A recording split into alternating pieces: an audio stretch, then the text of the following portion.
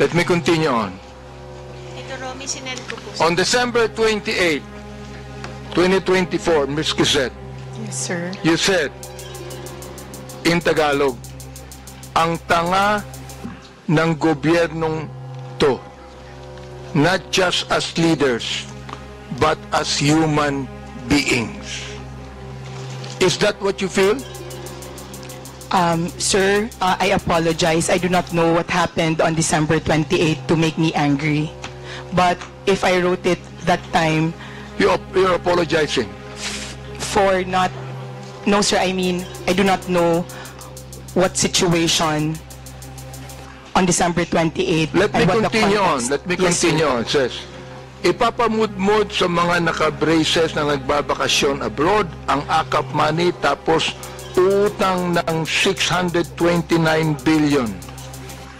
Yung budget ng ayuda this year na pinibigay kung kani-kanino na nag-mall tour pa yung mga tanga na 500 billion uutangin ulit kasi nag-deficit daw.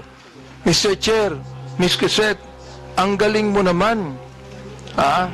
Tanga ang gobyerno, ikaw matalino. Ano? Am I right? Tanga ang gobyerno, hindi mo matalino ka.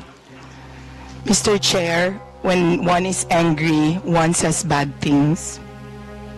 And in the situation that, sir, Mr. Chair, in the situation when I found out So you're that our... Mr. Chair, you still have words, no, Mr. Chair.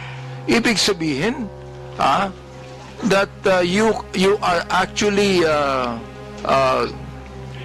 telling your anger to your followers, your anger. Saan mo nakuha yung anger na yan? I mean, do you have the facts? Do you have the information?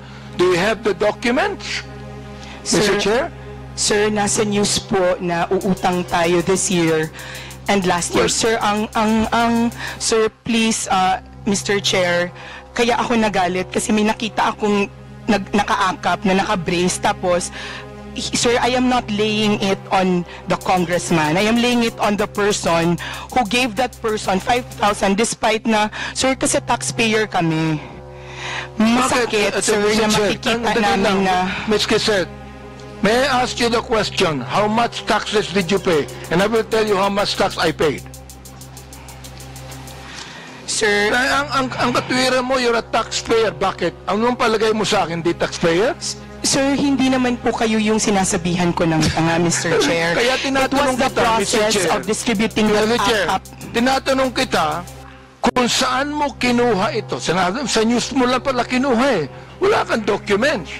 You cannot even tell me if you're telling facts or truth.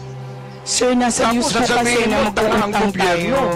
My goodness, ibig mo sabihin, you're going to base your statement, tanga ang gobyerno, sa news na nabasa mo, Mr. Chair, and then you're telling me you're a journalist, and you're telling me that you're speaking the truth? Mr. Chair, respectfully po, those are my feelings. Kasi, binamigay natin yung pera sa Therefore, if AKAP. that's your feeling, Mr. Chair, I demand that you apologize to this committee.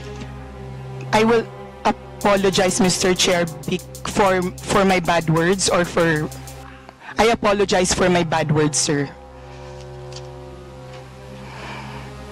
I Mr. apologize for saying the word tanga in my post.